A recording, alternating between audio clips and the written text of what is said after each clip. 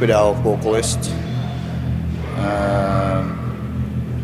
Then Mayhem chose to quit the band,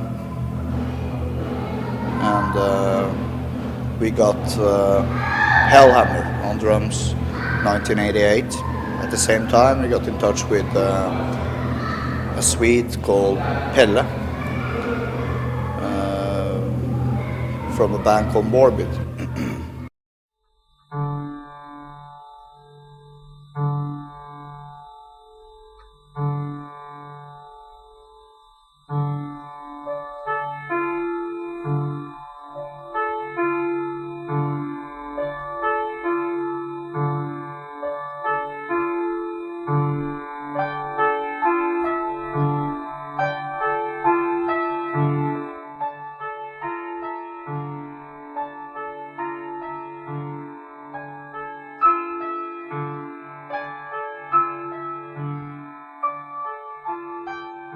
The gore and the splatter-influenced lyrics would soon be replaced by a much darker and sinister theme, with the arrival of a young Swedish guy, Pelle Olin.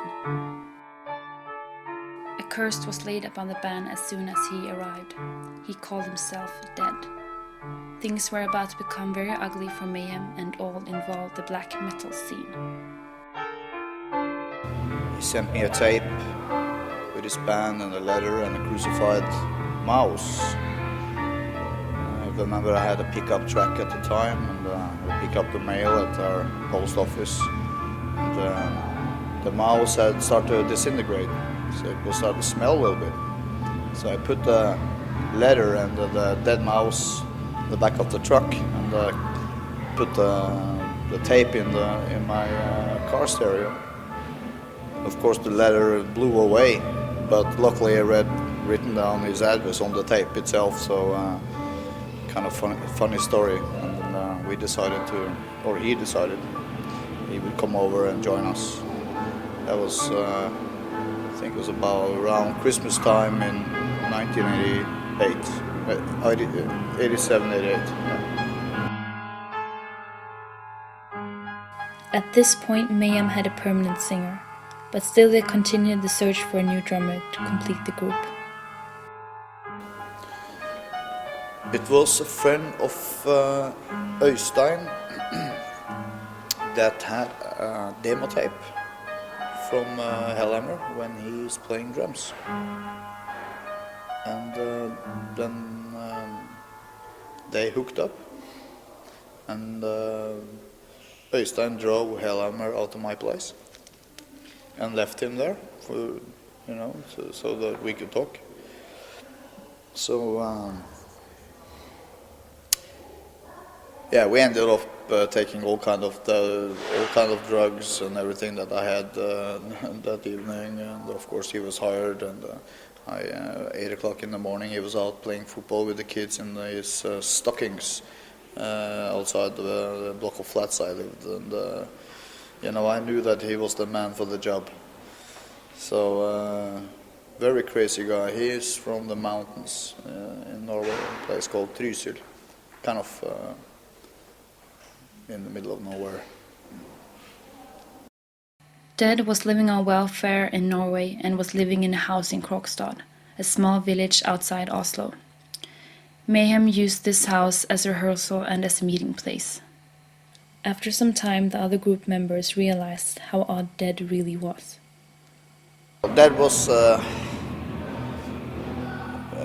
thinker, and he was quite as a person. A lot of black humor in him, and he was also he was a great artist. Actually, combined his black humor with drawings and came up with a lot of good drawings, and also wrote very good lyrics. I think very deep lyrics, because it was lyrics that it was personal for him, and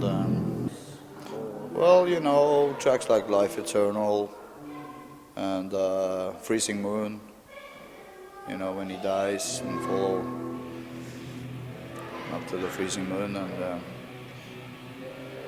He was suicidal already from childhood when he had a near-death experience after an ice skating accident.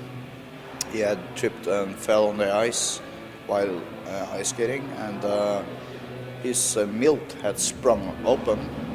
He was rushed to the hospital, and he was dead at arrival, but they kind of got him back to life. And then he remembered the tunnel and was very fascinated about this. And he was only 10 years old at that time.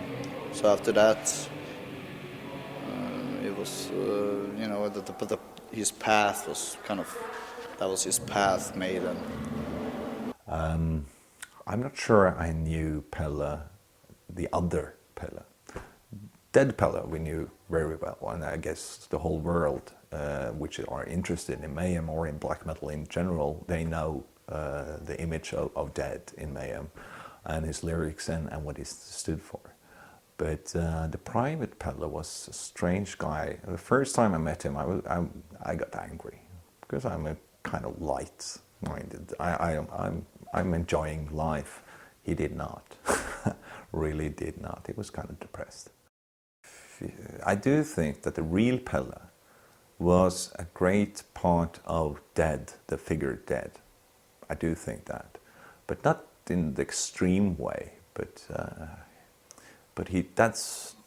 that was something he just dressed up and became. But he was also that on a regular daily basis. He slept with dead birds under his bed because he wanted to smell death. And it was an image. He was depressed. He was looking for death. He was different in all ways. I was fascinated by his stories about, he had some visions about an afterlife, and I think most of his lyrics are also based on those visions.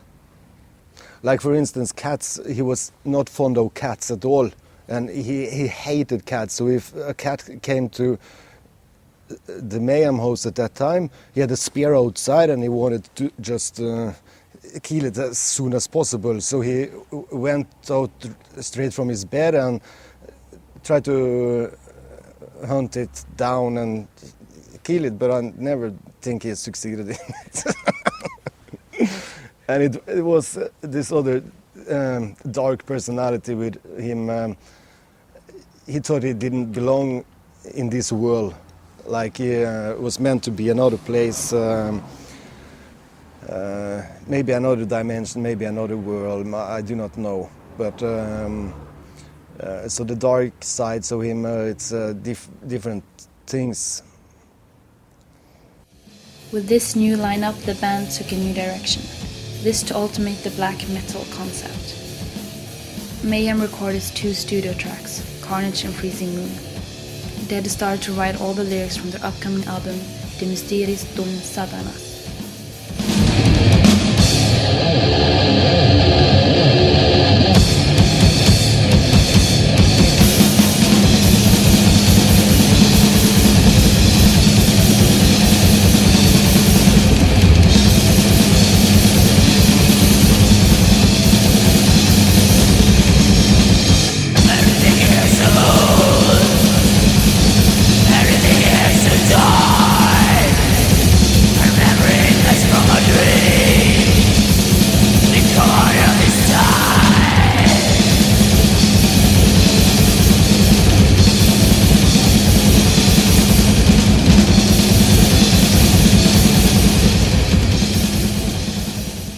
The band played their first show in 5 years. The new vocalist appeared on stage smeared in black and white face paint and shredded rotten clothes, like he had just crawled out of a grave. He liked the skinny look. It was a part of the whole thing, the concept, the dead concept. You know, a dead person should be pretty skinny, you know, and with his corpse paint, which wasn't a corpse paint that he did to look cool like Kiss or look evil like King Diamond, it was more like to look dead. You know, it would draw snore down his, from his mouth and stuff like that. And Also, another thing that he did was he used to usually bury his stage clothes and let them lay in the ground for a couple of days to get that rotten soil, to get the process of the rotting process into the fabrics that he had on stage while performing. Also, dead animals was a big thing for him. He used to collect dead animals that he found, like dead squirrels, dead birds and stuff like that. And he kept them. And in front of some concerts and stuff, he brought these dead animals in a plastic bag and inhaled, as he said, the dead stench before going on stage to have the right feeling of death, the smell of death too, So he tried to, to keep his concept, to be as quiet as he was private. When he was on stage, he acted out his role totally, and he was a great performer. Yes. Pretty wild, but only in a sense that he lived himself into his lyrics, and when you sing about death and torture and stuff like that, well, you can imagine that what you look like on stage. Dead had a tendency to self-mutilate and would cut his arms badly at each show, letting the blood drip on the audience. In 1990, this kind of performance was unheard of. At some concerts, the band brought pig heads impaled on spikes. After a couple of songs, Dead started to throw the pig heads at the audience. Many left in disgust. We did 2 shows in Norway with Dead. One in Jessheim and one in Sarpsborg. The Jessheim gig was done by a friend of mine that had a radio station. And it was the only reason why we did it was a Christian radio station, and they were against alcohol. So they had this campaign against alcohol. So we turned that into a party for alcohol and kind of to fuck them a little bit. And that was kind of, we saw the potential of the humor in it, and that's why we did that show. The second one was in Sarpsborg. A friend of mine has a magazine called Slayer magazine, and every time he releases the magazine, he is in financial problems to get it printed, and he wanted us to do a gig to get up or raise the money for the printing of, I think it was his 5th issue or something. Yes, and past is a fury. But it is a glow.